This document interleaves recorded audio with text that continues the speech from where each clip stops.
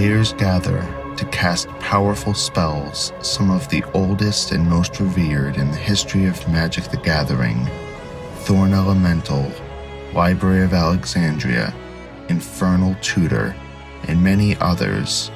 Battling head-to-head in brutal combat, they all have one thing in common: to uphold their legacy in the search for eternal glory.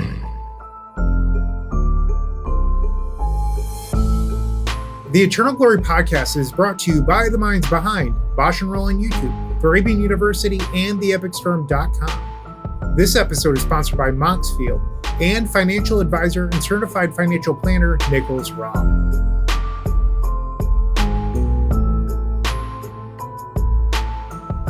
Hello, and welcome to episode 153 of the Eternal Glory podcast. Nothing is safe.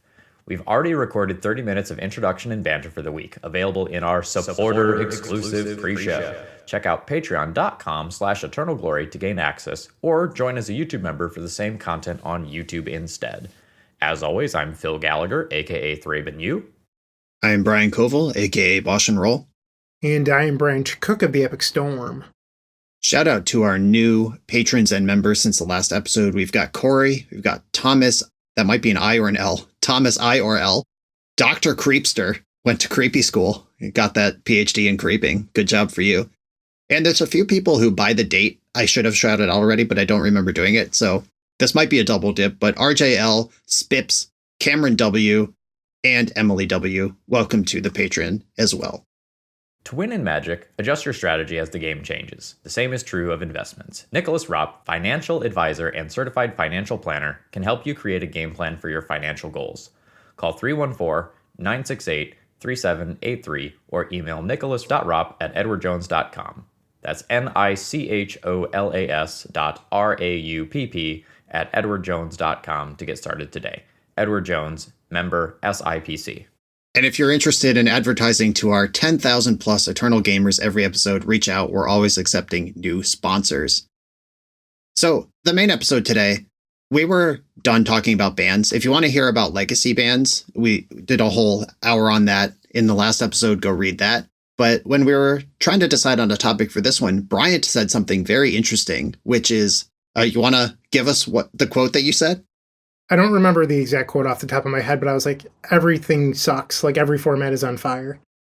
Okay. His exact words, that's a little more doom and gloom than is necessary. His quote in our chat was, I don't think any format is safe on Monday. And I have had a couple of conversations about Vintage. I've heard some grumbling about Modern, but and some grumbling about Standard, but I had not really thought about it. And we're just going to do a quick pass on all the other formats here.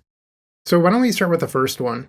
Standard. There's just a Pro Tour where the top 8 decks, they were all essentially the same. They were all mono red Monstrous Rage decks. Some of them splash blue, some of them didn't. But Monstrous Rage, Corey Steelcutter, and I think the big note was the best-selling set of all time, Final Fantasy, just released, and it was sort of nowhere to be found. It was kind of just all prowess decks or prowess strategies. How does it look for the game and Standard in particular? To be fair, I believe VV is very good, right? Not necessarily. Paulo Vitor Damo de Rosa came out of Pro Tour retirement. By the way, shout out to this Pro Tour field. It seems like all of the old school pros decided to cash in their Hall of Fame invite to attend this one. And Patrick Chapin, Paulo Vitor Damo de Rosa, Gabriel Nassif, Bob Maher. The field was full of just people we have not seen in 4 or 5 years of the Pro Tour, and that was awesome. Paulo did have a homebrew Agatha Soul Cauldron Vivi deck. I've heard put up a respectable win rate, but Vivi is not in the Is It prowess deck. It's Corey Steelcutter, and it's some cantrips in the mono red Monstrous Rage shell. That's what's actually going on over there. Yeah, then that's real rough. I had just kind of imagined that Vivi was in that based on what I had heard on the floor. Guess I was wrong. So the Standard is interesting, and I'm not hyper in touch with this format right now. I don't think any of us really are. So don't take this as the authoritative voice here. But in the last ban update, people were fairly confident that Monstrous Rage and Up the Beanstalk would be banned. And the reason for that is if like the speed of an archetype is rated from like 1 to 10, where 1 is the most blitz aggro and 10 is the most end game, like phase 3 control deck imaginable. The red aggro deck with the mice from Bloomburrow and Monstrous Rage is a 1. And Up the Beanstalk with the Overlords and Atraxa and stuff is a 10. And there's no room for innovation because the 1s are just so blitz fast and the 10s so crushingly overwhelming. Trying to do anything in the mid-range is a joke. And in healthy formats, even when aggro and control are good, there's usually a gear where, like, if 8 out of 10 is the best control deck and 3 out of 10 is the fastest aggro deck, you could build a 1 or a 2 and try to go faster than the best aggro deck, or build a 9 or a 10 and try to go bigger than the best control deck. And there's room to operate in either of those ranges. Up the Beanstalk shuts off any other pathway to be a control deck, and the Red Mouse Monstrous Rage package shuts off any other avenue to be an aggro deck. And really the only other thing you could do is try to combo out with Omniscience in between these two things. And that's kind of the format right now. Almost half the field was the Red Monstrous Rage decks, and the second most played deck was Azorius Omniscience combo. And this has kind of been the case for at least 3 months now, and the response from Wizards on the last ban update was, stability is important to us for Standard. We don't want to ban anyone's deck out from under them. Unless this is truly on fire, we'll not be making any bans this year. And, I mean, 3 months and several sets later, is it on fire? Like, what's their bar for that? It's going to be really interesting to find out on Monday. So I misunderstood that announcement. I remember reading it, but my takeaway at the time, and this is probably just a me issue, but I read it as they will not be banning anything for a year. Like, they will have a yearly update for Standard. I didn't realize that they could ban in between if they felt the need to. So my understanding is people were just like, oh, great, Wizards said that they won't do anything for a year. Because I have seen a little bit of that on Twitter, but I think it's people that read that announcement like I did, not necessarily what Wizards will do.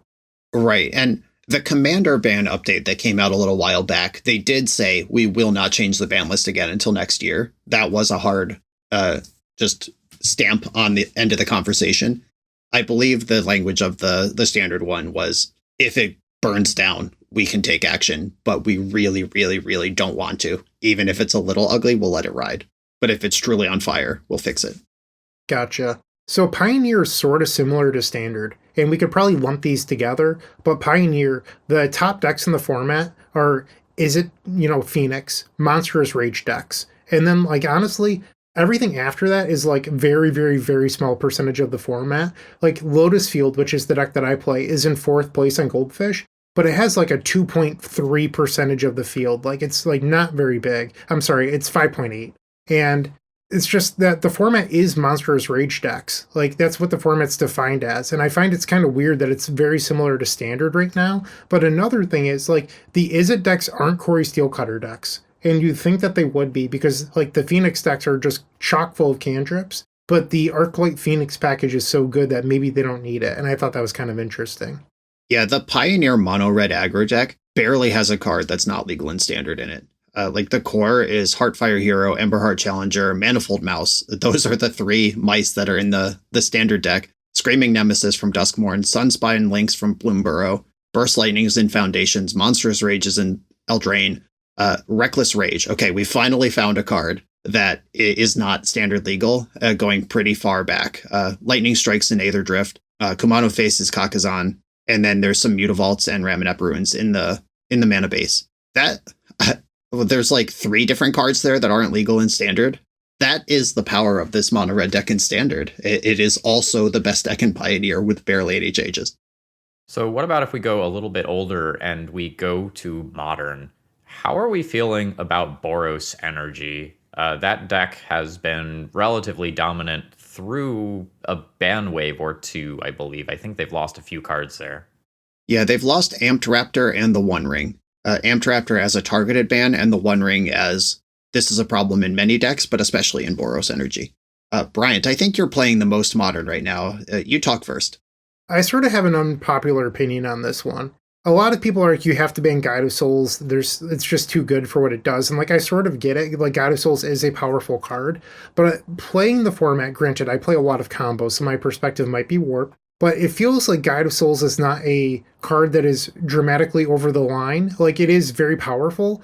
I almost feel like instead of banning more energy creatures, they should unban a card that's very good at dealing with creatures, which would be Fury. I felt like Fury was banned for Grief's Sins, and if you unban Fury, want to know what it's really good against? Clearing up small dirtily creatures like things from Ocelot Pride. Like, if your opponent plays turn 1 Ocelot Pride into turn 2 Ocelot Pride, make 2 1/1s, Fury's a nice clean answer. Isn't that beautiful? Or it could clear up a Guide of Souls plus a Ragavan. And if you're looking for a way to naturally check energy, I'd rather see something like that than just banning another card out of the format. And a lot of people, when Fury was banned, felt like it was the wrong card anyway, so I'd rather see that card come back. And it's not like it's a card that I'm going to play personally, it's just, I think it's a natural answer for the problem. Or does this just monkey paw and the Boros energy decks start playing it? It could be. But it's not a card. I mean, they probably would play it for the mirror, but it's not a card. Like, when they had Amped Raptor, there were nut draws where they could conceivably Amped Raptor into Fury on turn 2 or turn 3. And without Amped Raptor, that's not really a thing. And if they have to spend 2 cards to stabilize in the mirror, that's what pitch spells are for, right? Spending 2 cards to catch up when you're a little behind. My opinion on Boros Energy, and I played 2 RCQs this season and a couple MTGO leagues here and there, so I'm not completely out of touch, but nor am I completely dialed in. Boros Energy seems like an okay best deck. Like, this is a deck full of creatures. It's soft to Wrath effects. Like, it has some ways to bounce back from a Wrath. It has like a Johnny Nakatl Pariah. It has Seasoned Pyromancer and Flage that operate out of the graveyard. The Goblin Bombardment stuff gives it a little interaction there. But this is a deck that is putting power and toughness onto the battlefield with the intent of moving into combat and reducing your opponent's life total to 0 over several turns. And I don't know, like, where is the hole here that we need to plug? Is it Goblin Bombardment? Should they not be able to flip a Johnny at will and burn you out from 10 on a single turn? Is it Flage or Arena of Glory? Should they not have that second wave that's just so easy to have access to? Like, what do we think the actual problem with this deck is? Because a deck full of 1-drops that, in a format with every Wrath ever printed legal, seems like it should not be the problem that it is. But obviously there are other angles to this deck. It does have a combo-y feel sometimes when your opponent opens up on like double Ocelot Pride into Goblin Bombardment. I will admit that. You're like, oh, I thought I was safe and I'm dead. Cool. That said, like, this deck is like I kind of put it in between aggro and mid-range. And like, when it has its aggro draws, it turn 4s you. Like, it's very rare that it gets a turn 3. And I feel like it should be allowed to turn 4 people if like you just don't interact. Like, I play Ruby Storm, so I'm not interacting, and if it turn 4s me, I'm like, that sucks, next game. Like, I don't see a problem with that. Right, like Domain Zoo can do that too, and Domain Zoo's creatures don't die to Pyroclasm, but all of these creatures do. Maybe the deck is over the line, and I have seen people who I generally trust the opinions of Magic on saying that this deck's over the line. It's just like, at some point, something has to be the best deck, and we have this conversation about Delver all the time. The people who want Daze banned, or they want whatever. It's not even Delver, like Dragon's Rage Channeler, or whatever it is that people are calling for. I think that when the best deck in the format is one that puts creatures on the battlefield with the intent of attacking with them over several turns to reduce your opponent's life total to 0, that is among the best we can hope for in an Eternal format or a non-rotating format. Because, like we see in Legacy right now, the best deck is Reanimator, and floating in the top 5 or so decks for the last 6 months has been Oops All Spells. And when that sort of thing is the best deck, what do you even do? But when this sort of thing is the best deck, I don't know, can you main deck 2 Pyroclasms? Obviously, that's not going to solve the whole problem, but take some pressure off, main deck some Wrath of the Skies. I don't know, like this just feels like they're shitting out a bunch of creatures, and then they have pretty solid second and or third waves after you deal with the first wave of creatures. But that just feels like a well-constructed Magic deck to me that's mostly playing unfair axes. So I think if I was to, disagree with you, and for the most part, I do agree with you, but I think Modern has this interesting problem where you could be a dedicated control deck and you could beat Boros Energy. You're like, okay, I'm going to play Supreme Verdict. I'll play Wrath of the Skies. I'm just going to shut off all of their waves. And then you pair into the second best deck, Amulet Titan. And you're like, oh, my deck has Wrath of God in it, or Supreme Verdict, whatever. And you're like, I feel so foolish versus the deck that just plays a turn 1 Amulet of Vigor into turn 2 Explore, and then has a theoretical win from there. The Amulet deck is very, very good. Like, it's always been one of the best decks in the format, but super tough to play. I think over the last year, it went from an obscure deck that's always been very good to a top deck that more people are picking up. It almost feels like when Matt Nass cracked KCI and then everyone else started playing it. Because now it has this broken Scapeshift win where it has a convoluted loop where you search out Lotus Fields and then you purposely sacrifice all of your lands and you Teleria West for your Summoner's Pact, and then you grab Aftermath Analyst, and now you're looping all of the lands in your graveyard using Vesuva to copy one of the lands. I'm blanking on the name of it right now. Mirrorpool. And Mirrorpool copies the Aftermath Analyst, so you get infinite Aftermath Analyst, and you loop your deck. So you actually get to make infinite Primeval Titans, and it's not the same that it used to be. Like before, it was a deck that ramped into a Primeval Titan, and it had to have the Titan. It had to. And then from there, you just gave the Titan haste, and you attacked, and you gave it double strike. Now it doesn't even necessarily need to attack to win. And like that feels very different to me than the Amulet Titan decks of a couple of years ago. Like, this is just like a green ramp Storm deck that infinite loops. I feel like that deck is starting to have a Nadu problem where it is just actively unfun to play against. Like, I have walked away from my computer while my Titan players were comboing off. It's like, I don't play this format well enough to know whether or not they have it. But I can tell there's 300 clicks coming. I'm going to go pee and we'll see what's happening when I get back. Yeah, there's been a meme on Magic Twitter for 6 or 7 years now where Amulet Titan is always the best deck, but it's too confusing for anyone to bother trying to play it. And through various bans, through various cycles, various printings of Modern Horizon sets and whatever, Amulet Titan has just steadily been the second or third best, or second or third most represented deck in Modern for years and years. And that's after they banned Summerbloom out of the deck in the first place. This, I don't know if it's a problem, honestly, but it's definitely very powerful and very annoying. Yeah, and I think the tough part is you're stuck between a rock and a hard place because there's this broken Titan deck, and then you have Boros Energy, and I don't think there's one deck that is good against both. Or if there is, what percentage of the field is it good against after that? And that's sort of the problem, is you're like the top two decks are so different from one another, where I think if you're good against one, you're cold to the other. And that's kind of tough to deal with. Right. Yeah, I mean, the card Wrath of the Skies is good against both decks, but you do need to get to turn 3 and have a mana. And if Amulet sequences correctly or their draw is just a little different, then the Wrath, if you don't sweep up an Amulet and or an Urza Saga in that turn 3 Wrath of the Skies, then it doesn't matter anyway. Like, if they just hit their first 3 land drops and play Spelunking, he might just lose anyway. So yeah, that is tough. Well, how's Vintage doing? I have heard very, very different takes on Vintage, raising from the format is perfect, don't touch it, to, oh God, please take out Luris or take out Stock Up, the sky is falling. Vintage is the format I'm most in touch with right now, perhaps even more than Legacy, because I had to get sweaty recently for the NYSE preparation. And I think Vintage is great. In the last Banned and Restricted update, the only card that Wizards of the Coast mentioned in their Vintage section was Luris. They just said we kind of have an eye on Luris without much more information than that. Stock Up was brand new at the time, but starting to see play, and now it is just fully established as a Vintage staple.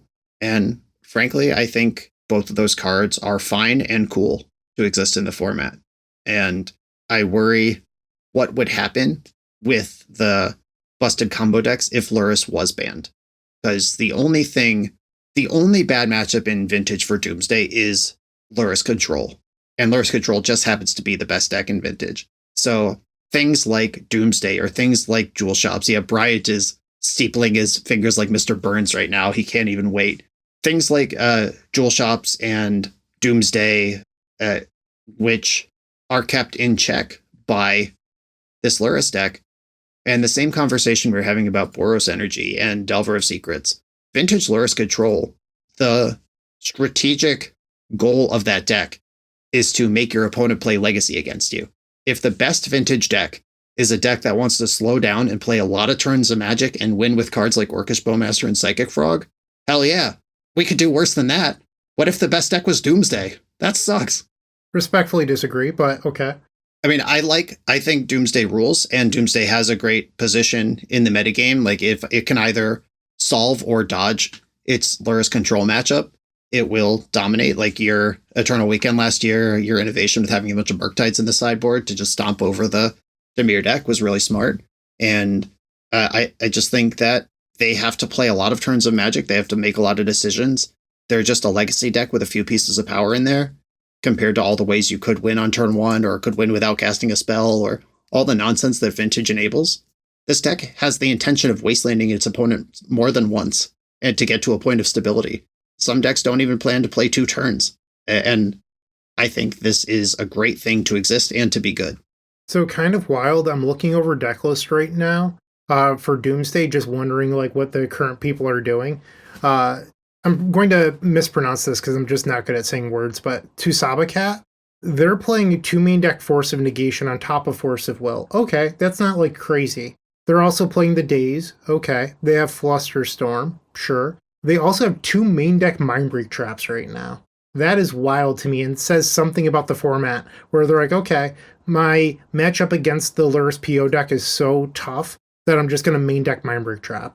I'm not convinced that's even true, or even who they're targeting with that. Like, that might be a initiative thing. Like, Mindbreak Trap does stuff all of Initiative's most busted opens, even through a Cavern of Souls.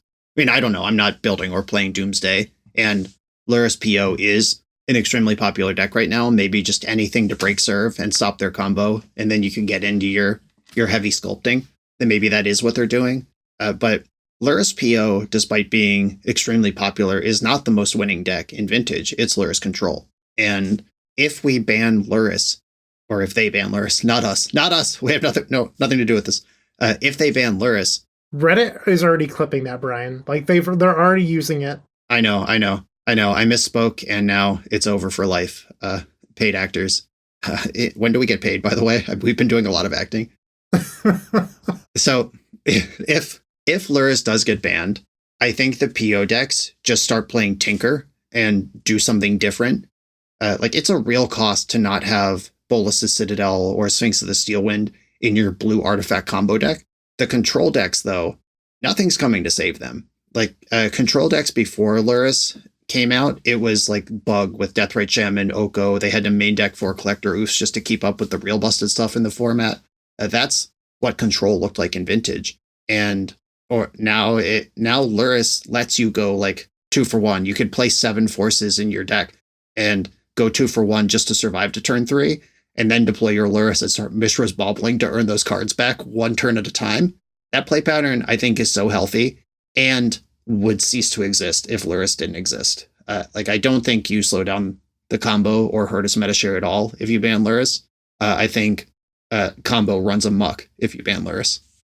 What about unrestrictions? I saw a Justin Gennari tweet in passing that said unrestricting Thorn of Amethyst would be a good idea. I don't know. That kind of sounds like a mess. The historical perspective here is that Prison Shops was just egregious for a very long time. And looking at the Vintage banner restricted list, you can see just all of the hilarious artifacts that are restricted because Mishra's Workshop is a pillar that they're not willing to restrict. And Thorn of Amethyst was a big win. When Lodestone Golem restriction was a big win for the health of the format, Thorn of Amethyst restriction was a big win for the format. Sometimes you can trap shops under their own sphere of resistance because that affects everybody. But Lodestone Golem doesn't affect artifacts. Their whole deck is artifacts. Thorn doesn't affect creatures. Most of their deck is creatures. You're not going to trap them under their own sphere if it's those things. You can sometimes. There's some interesting play pattern. All of those restrictions happened before Force of Vigor existed, but also not every deck is green. So, I don't know where the balance point is here, but I don't think Vintage needs anything, much less a risky unrestriction right now. Okay, then why don't we go ahead and move on to Pauper? In the last BNR update, they unbanned High Tide. And let me tell you, I was one of the happiest people on earth. And they said at the end of the BNR, basically it was a test trial run. It wasn't permanently unbanned. They wanted to see how it was. And if High Tide was a top 3 deck, they would reban it. If you read the Pauper subreddit, a lot of people are talking about how the play patterns are rancid because the win rate isn't there. It's not a top 3 deck in Goldfish. The win rate isn't bannable. So now people are attacking the play patterns. And I think play patterns do matter. I really do believe that. But they're like, it takes so long for anyone to win with the deck. If you watch my videos, I have game ones, for example, where from mulligans to me decking my opponent is less than 5 minutes.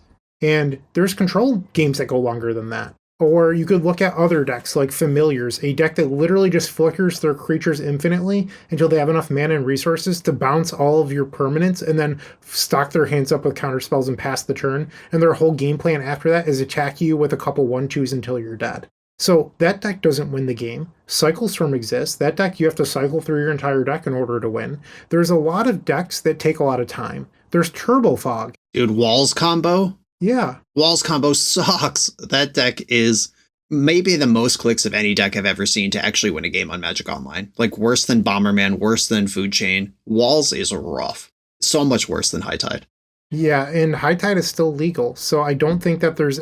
Or, I'm sorry, Walls is still legal. Like, I just don't think there's a real justification for banning High Tide except for outcries of people not liking losing to Islands tapping for 4.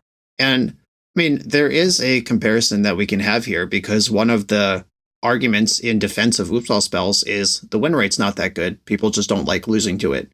And, fuck your feelings. We're going to go by data only because we are robots.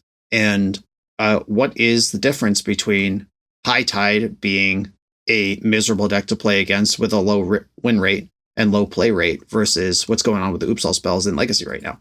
Well, I think the big thing is that High Tide is a deck that is bad against the top deck in the format, Burn. Burn is a deck that gets to play Pyroblast in the sideboard. And if you're a High Tide deck, you need a number of cards in order to win. That's the first step. You need double High Tide, and then you need an Arcane spell with Psychic Puppetry, and you need a bunch of islands. So there's a number of things that you have to cobble together before you even try to win. Most games, you're lucky if you're able to go on turn 4. And then even if you do, Pyroblast could put you right in the dirt. So you've given for your opponent 4 turns to catch up. And you might be saying, but what if I'm not playing red? Well, if you're playing blue, you have counter spells. If you're playing black, you have discard, right? So there's other things you can be doing. And if you're on green, admittedly, there's not a whole lot you can do, but there's also not very mono green decks in Pauper. Like there's Gruul Ramp, but Gruul gets to play Pyroblast too. But there's also, if you are green, one of the most popular green decks is Ponza, because you have Thermokarst and the Acid Moss land destruction effect. That deck is terrible, High Tide against land destruction. So, like, really, I guess you could say Mono White isn't very good against it, but, like, Thraben Charm, it's a deck that plays Flood of Recollection, some lists play Archaeomancer. A well-timed Thraben Charm could put the deck right in the dirt. So I think every color has something. Also, by the way, 2 weeks ago when we did our ban Legacy update and talked a lot about Oops All Spells, there was a big push in, among the communities who care about this sort of thing and want to protect this sort of thing that Oops is on the decline. It's barely a top 5 deck anymore. 7-day Goldfish numbers as of right now. It's deck number 2 again. Guess who's back? I don't know. I don't want to do this again. We don't need to keep doing it. Our opinions are clear, but this deck is not on the downswing. It is present at worst and on the upswing at best. And then if you look at Pauper, it's actually kind of wild right now. Since we started the show notes yesterday, it's actually shifted a little bit. But Madness Burn, the version that runs Sneaky Snacker and Vampire's Kiss and all the Madness cards, is the most popular deck at 14%. And then Mono Red Burn with like Fire Blast and all those traditional cards is the 3rd most popular deck. Jund Wildfire, which is essentially what all of those old modern players love. Like the Jund Wildfire deck is like 2012 Jund. in Modern. That deck is now number 2, but you have 2 burn decks at 1 and 3, and a lot of people feel like burn needs to be taken down a peg, and I'm a burn hater. When Monastery Swiftspear was legal in Kadoltha Rebirth, I was like, they gotta ban something, they've gotta ban something. The deck is too consistent and too hard to hate out. I actually feel like right now the burn decks are in line. Despite those decks being popular, it goes back to what Brian was saying about how something has to be the best deck. And right now, the burn decks are the best decks. Like, what are you even going to ban out of both to hit both? Because they're so drastically different. Like, are you banning Lightning Bolt? Come on now. Like, the decks... Yeah, Voltaire and Epicure, is its time up? Yeah, exactly. Like, it just doesn't make sense because these decks are so different where I feel like it would be a mistake to actually ban a card out of these decks. So I would leave them alone. And then some people really, really don't like Writhing Chrysalis or Refurbished Familiar. Refurbished Familiar is in Affinity. It's also in the Jund Wildfire deck. Writhing Chrysalis is in Jund Wildfires, but it's also in the Gruul, Ramp, or Ponza decks. Like, these are all fine cards for the format. I think people just want to ban things because it's exciting to see change, but I would leave Pauper alone personally. Yeah, Refurbished Familiar is a card that is pretty messed up, but Writhing Chrysalis, they did give us a whole paragraph about that card in the last update. And what I was saying about Standard, where like the problem is that the best 2 decks are number 1 and number 10 on the speed. There's no way to go above or under those decks. Pauper is prone to the same problems. There's a lot of balls to the wall aggro decks. There's a lot of combo decks. There's also some of the grindiest control decks, like the decks I like, where you just take the Monarch somewhere around turn 9 and then just win with 1/1s with 2 cards left in your deck 20 turns later. I love that shit. The whole spectrum exists. Writhing Chrysalis is a 5 on that scale. It is right down the middle, and it's good enough to hang. Anything that breaks that dichotomy of only the fastest or only the slowest decks are viable, Writhing Chrysalis shows up, does the thing. It is very good against some sort of things. It's very bad against other sort of things. And once again, it's a creature. It's got power and toughness, play a removal spell, find a way to race it. I don't know, but I don't think a card like that is bannable. That would be so embarrassing. So when I was at MagicCon Vegas, I just want to shout out Moxfield.com for how much easier they made my life in Vegas. When people were like, oh, I love your deck. What all do you have in it? Can I take a look at your deck? And instead of doing that, I was just like, hey, it's here on my Moxfield profile. And I talked to multiple people over the weekend. I was like, hey, I like your deck. Do you have it somewhere? And guess what? Most of them gave me a Moxfield link. They're just the greatest. I love their functionality. Like, shout outs to them for everything they do. I also got in some games of Commander with the owner. Harry's great. Yeah, I also had a very cool, like 45-minute conversation with Harry where he was showing me a bunch of future functionality. And I am currently sworn to secrecy, but they are always working. They have really cool ideas, and they're very open to feedback from the community. And they're not resting on their laurels. They're always trying to make it better. Moxfield, you rock. All right, so with that being said, we've had a lot of negativity in the last 2 episodes of the pod, so we thought it would be nice to round out this pod episode by talking about some of the things we like about Magic. And so each of us has assembled our top 5 favorite Magic cards, and we're going to kind of run through them and share some stories and anecdotes about like what they have meant to us personally and some ways that we've used them. Phil, you want to start us off? All right. So I'm going to go ahead and start with my favorite Magic card of all time, rather than counting down.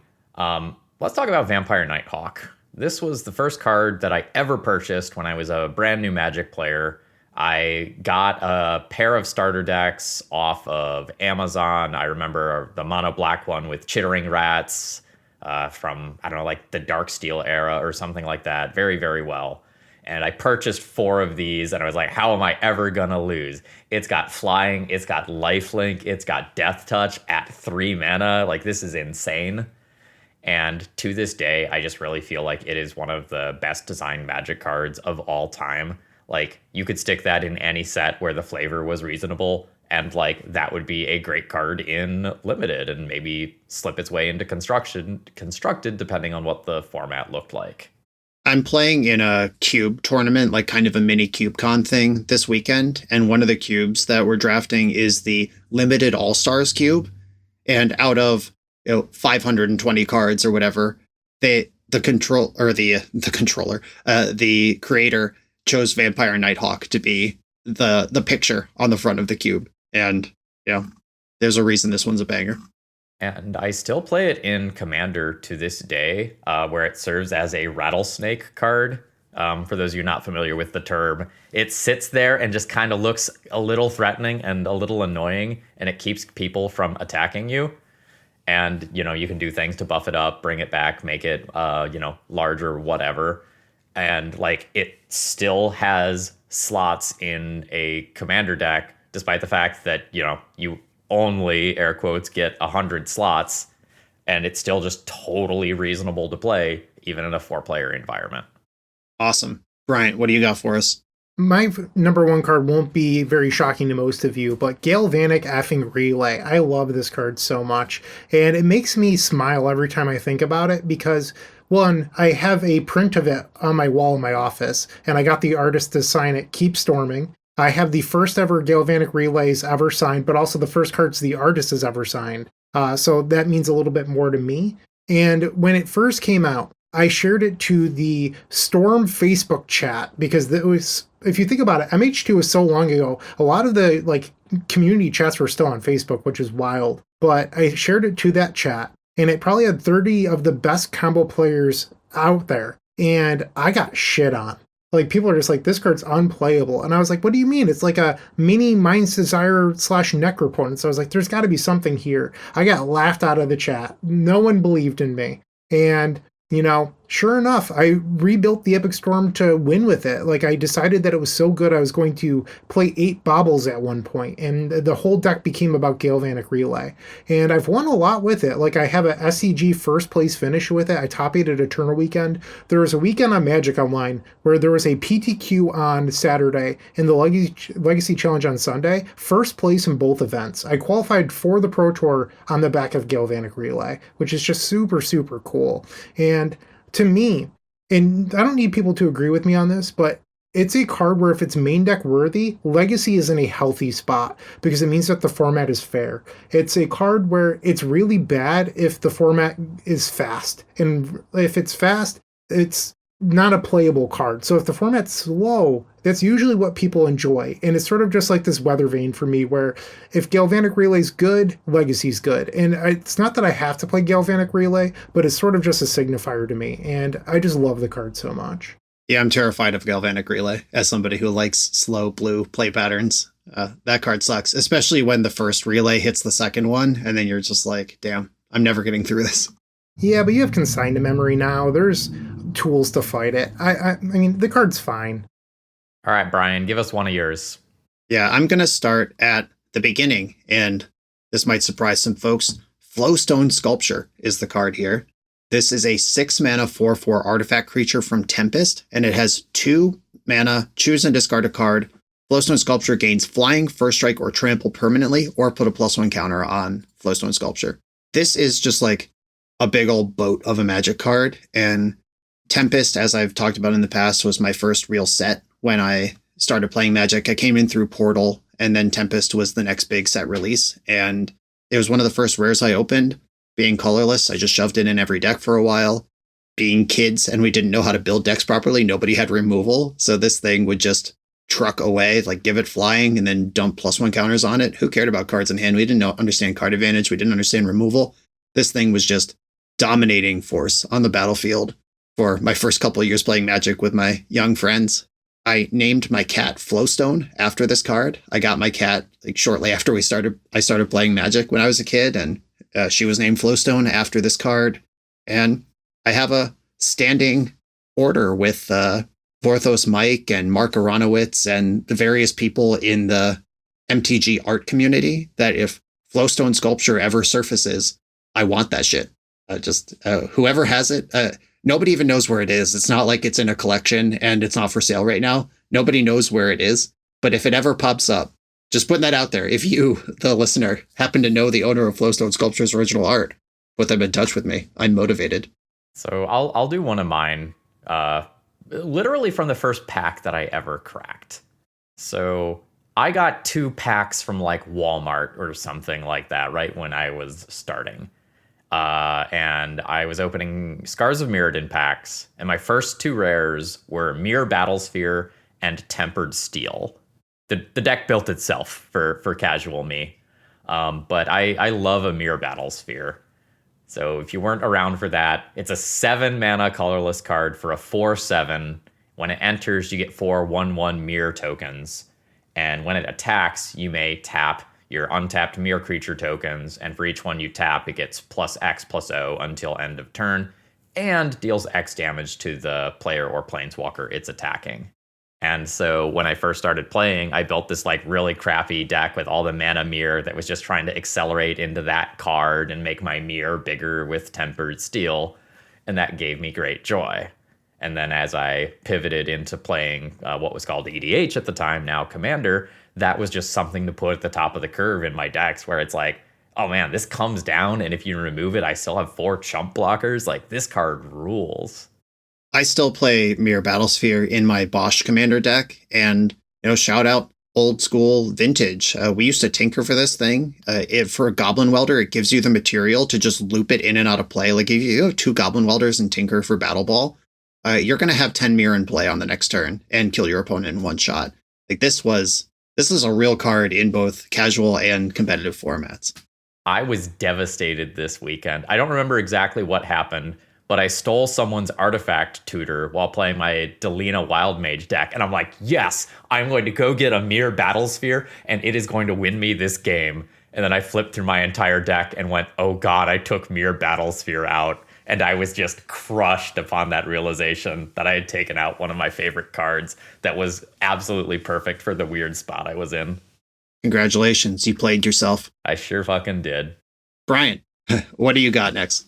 So once again, I put a couple Storm cards up top, but towards the bottom of the list, there will not be Storm cards. But Reaping the Graves, and I love Pauper Cycle Storm. It is my second favorite deck of all time at this point. I feel like it's a finely tuned machine, and the deck is incredibly elegant in my opinion because it's a deck that's just all micro decisions. It's how to maximize percentages to hit what you're looking for, and each and every turn of the game, there's all these little things that you can do to help you determine how to play the matchup. And I feel like people look at it online and they're like, oh, you just cycle, cast Songs of the Damned, Reaping the Graves, and win. But if you're looking at it that way, I understand why people think it's like this fragile deck that like loses to a lot of different things. But then I play it, and twice this year, I've had triple 5-0s in a row on my channel with it. Like the deck is really, really powerful if you know what you're doing, but it's also really tough to play. And I love the type of Magic that rewards micro decisions. Even going back to like 2010, 2011 Rug Delver with like Stifles and Wastelands and Nibble Mongoose and that sort of stuff. Like those games were micro decisions, and I just love that type of Magic in general. Yeah, I agree completely. And in a weird backwards way connects to my next card I'm going to talk about, which is Life from the Loam. Talk about little decisions, grinding out value over time. I built my competitive brand on stable control decks with good mana that aren't going to lose to Daze because you could just hit land drops and eventually ignore it. And you can outlast the tempo threats with just more cards than they have threats. I have decked Delver decks because they just ran out of threats with Life from the Loam decks many times in my life. And that feeling you get when your opponent wastes your first 3 lands of the game and your hand is still land, Life from the Loam, and you know you can never, ever lose. I love that feeling. And Loam is just a key engine in like Hot Bant, Dark Bant, Loam Pox, a bunch of the things people really come to me for. And it's a friend to Uro in any shell. And I was playing Loam long before Uro existed. And the two, basically the Predator meme, the aggressive handshake between 2 big muscly arms, that's Loam and Uro, and it still is to this day. I feel like Life from the Loam is another one of those format health indicators, right? Like if you have time to play a Life from the Loam game, format's probably okay. Yeah, I agree. And I got to be a MTG ambassador for Tarkir Dragonstorm this year, and I was sent the Sultai Commander deck before it was previewed, and that deck had Life from the Loam in it and a new card called Afterlife from the Loam. And I was just so excited and so bummed I couldn't talk about it for a couple more weeks after I had seen those cards.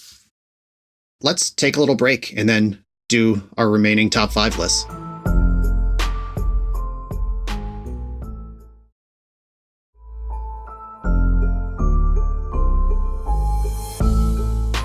All right, welcome back. I'll do one of my next ones, which is a card that got banned in Legacy for being absolutely obnoxious within that context. White Plume Adventurer. Damn, I love the initiative mechanic just absolutely so much. I realized that within the context of Legacy, like White Plume Adventurer plus Ancient Tomb starts were absolute bullshit, and like it was not okay. It was unhealthy. It was very hard to fight back against. But in the casual commander environment where the initiative mechanic actually functions like you want it to, and there are realistic decision points and people do have time to like take the initiative in the Monarch, I find those mechanics really fun there.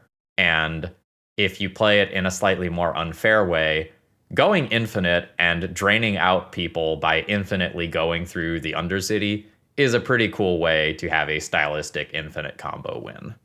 Reston Gamer identified. Oh yeah, I love me some Flicker Wisp, and that is true in any format. Bryant, what do you got next?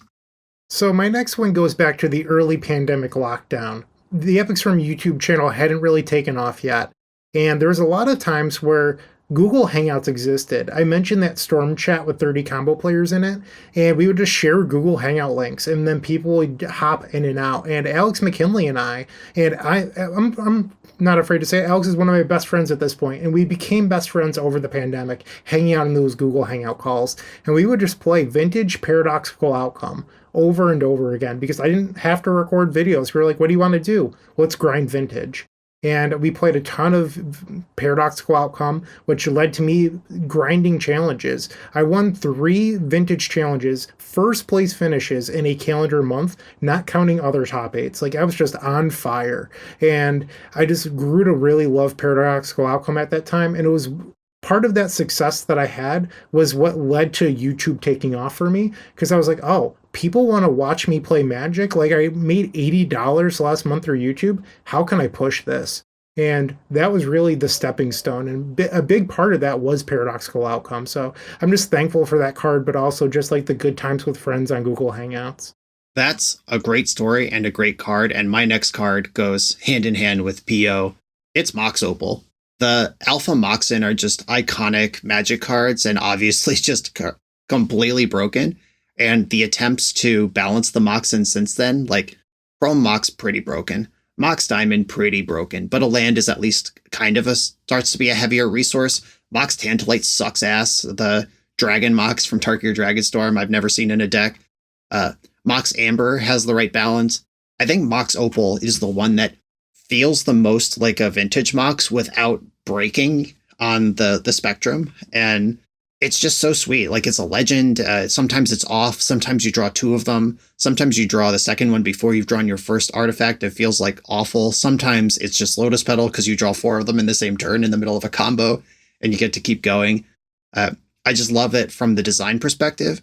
And then my resume with the card, I made the finals of an SCG Open. I missed a Pro Tour qualification with KCI combo on tiebreakers. But then later, like half a year later, I won a Grand Prix with Mox Opal that qualified me for 3 Pro Tours in a row. And I have 3 Eternal Weekend top 8s with Paradoxical Outcome combo, including the year that I won. I just last weekend won a Time Walk with PO combo with a bunch of Mox Opals in my deck. This might be the card that has won me the most money in life, while also being a card that I just love as a design. I love that for you. All right. My next one is Splinter Twin. To share a funny anecdote here, at a previous Magic Con, Brian and I played 2 back-to-back games of Magic, where I played Preston the Vanisher in one and Delina in another. And Brian, about halfway through the second game, was like, Phil, this is the same damn deck. You just played this. This is just a different color. Because I love Enter the Battlefield triggers so much. It's just one of my favorite things. And being able to Splinter Twin my creatures and just copy them turn after turn after turn is very fun to me.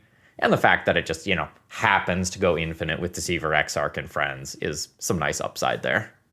Yeah, and it's back, and it sucks. So you were right all along. Free Splinter Twin, it was fine. I did really enjoy getting to play with that card again, even if it is not the best. Like, a couple of Modern Leagues with that brought me great joy. That was a nice hit of nostalgia. And it's still nostalgic and aspirational. I have a Splinter Twin modern deck in my queue right now to be recorded in the next week or two. Like, it's still fun to work on it. All right, Bryant, what do you have? My next one is not a Storm card, and I'm going to wait a minute before I say the name of it. I'm sure you guys have a similar experience where you went to your local events for a pretty long time before something clicked in your head. Like, I went for years where I played decks where I didn't really understand why I never did well. Like, I played Elves, I played Suicide Black. The deck that I probably did the best with, but I still did average with, was Landstill. And I went 2-2 a lot. These 4-round events, I would just go 2-2, gave the store my money, called my parents to come pick me up, and I went home. The first deck that really clicked for me was Angel Control and Legacy right after Legacy split from Vintage. And Type 1.5 became Legacy, and Exalted Angel was the backbone of that deck, and it's a card that I still love. I bought a Japanese foil signed one off eBay just a couple of years ago, before Pre-Modern really took off, and I won it for $30. I've had people message me, they're like, Brian, do you still have that Angel? It's worth like $300-$400. Do you want to sell it? I'm like, no, I love Exalted Angel. Like, I don't need $300. Like, I'd rather have this Exalted Angel in my binder that when I open makes me super happy. That's awesome. Exalted Angel is like such an icon too. Just, it's a card you like to look at. And like going back to briefly my Flowstone sculpture, there was this discourse online a little while back where there was something going on with the pro scene or the design of Magic cards. It might have been Fire Design, or it might have been a little before that, where a lot of people who were not professional Magic players were saying that real Magic players don't care about the art or the flavor, and it's just about how do you win, how do you get ahead, and like Magic pros don't care about this. And I remember Sam Black stepping into the conversation, who was the #1 ranged Magic player in the world at the time, and being like, no, I play Magic because Shivan Dragon looks awesome. And that's what got me in. And when a card is both awesome and good, like a Shivan Dragon in the very early days, like an Exalted Angel during early Legacy, and went its whole time in Standard, in Pre-Modern now, like just a complete icon.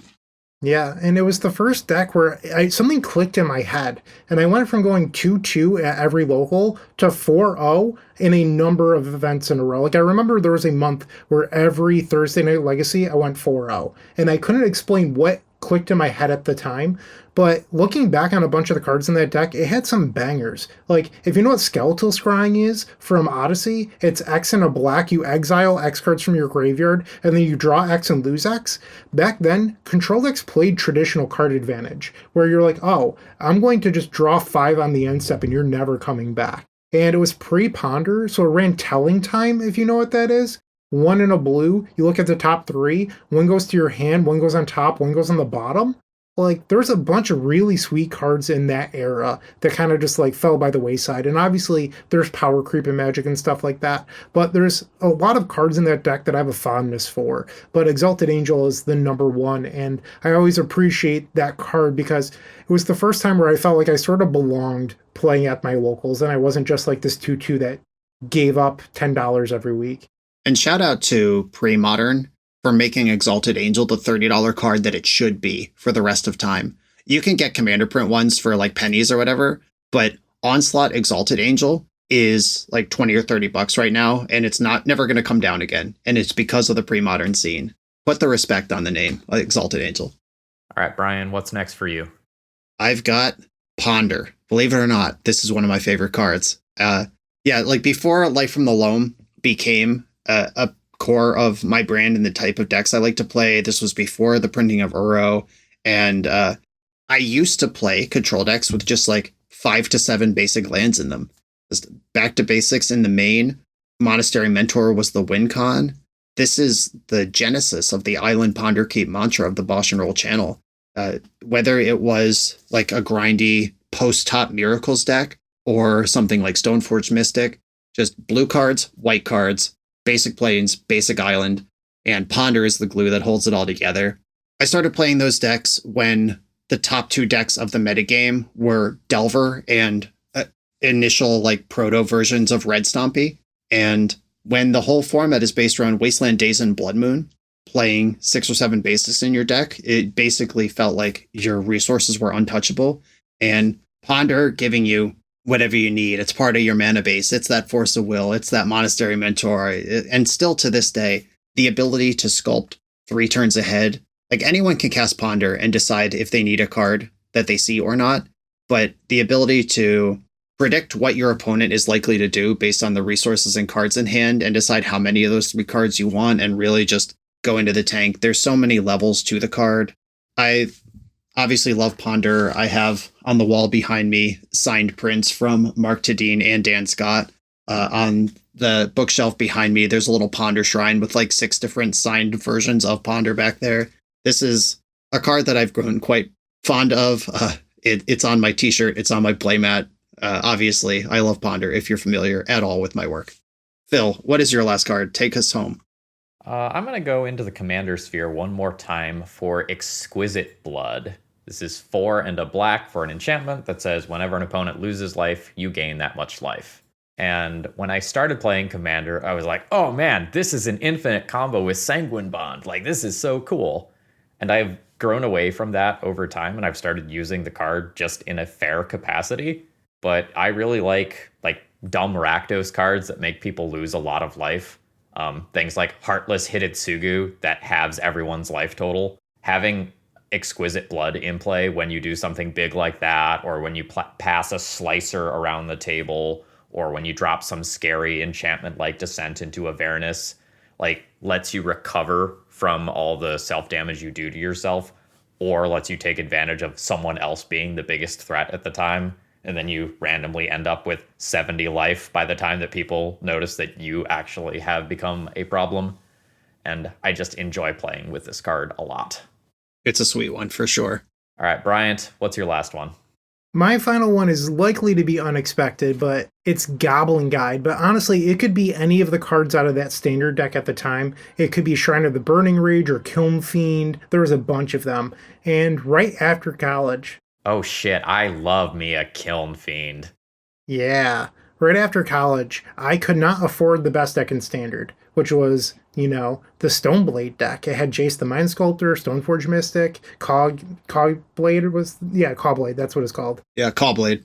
I just blanked on it for a second. But I couldn't afford that deck. But what I could afford was 4 Goblin Guides and Lightning Bolts. And I was like, this deck is really good. So that's what I played. And I played it at a bunch of locals. I played it at SCGs. I drove around to a bunch of PTQs at the time with a really good friend of mine.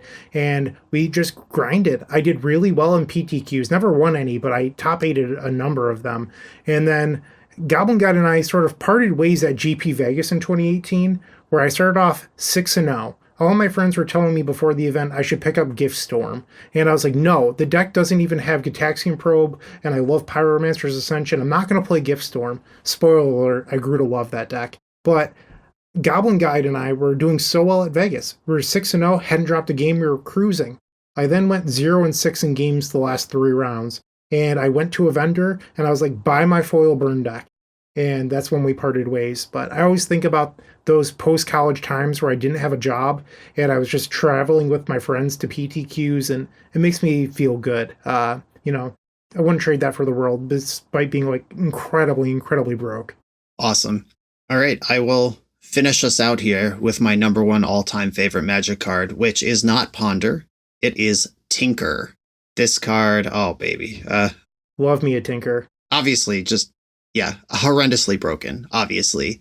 And my first step away from the kitchen table into competitive Magic was in 2003. I copied the Pro Tour winning George W. Bosch extended deck.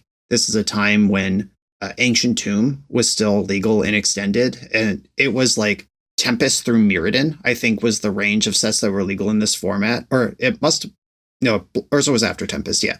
There were 4 Tinkers in this deck, and a bunch of busted artifacts had just come out in Mirrodin, including Mindslaver, and including 1 Bosch Iron Golem. And tinkering that up or metalworking it out was like what this deck does. I made my AIM screen name back when we had AIM. It was Bosch 1624 because of the play patterns of Bosch arriving, then immediately doing 16 to 24 damage to your opponent. between either flinging itself or having haste from lightning greaves or whatever. Bosch 1624 was my aim name for years, and then that eventually evolved into Bosch and Roll as I moved into high school and my interests changed, and I kept the Bosch tag. And obviously, Bosch and Roll to this day is my online moniker over 20 years later. And Tinker remains one of my favorite cards to first pick in Vintage Cube, one of my favorite cards to draft around. We talked about banning Luris earlier in this episode. I don't think they should, but if they do, I'm looking forward to casting a lot more Tinkers in my life. And top 8ing Eternal Weekend last year to get the promo foil and the other promo Tinkers, that was very important to me. I didn't want to put undue pressure on myself by speaking it into existence that fuck, I really want these Tinkers, but fuck, I really wanted those Tinkers, and I got them. And those are some of my prized possessions now. I look forward to some Gen Zer listening to this episode and having to look up what AIM is. It's like Discord, except it was the whole world instead of all the servers. You don't have to join servers. People could just message you. It was awesome. It's how we communicated as a society for a very long time. Hold on, I gotta set my away message.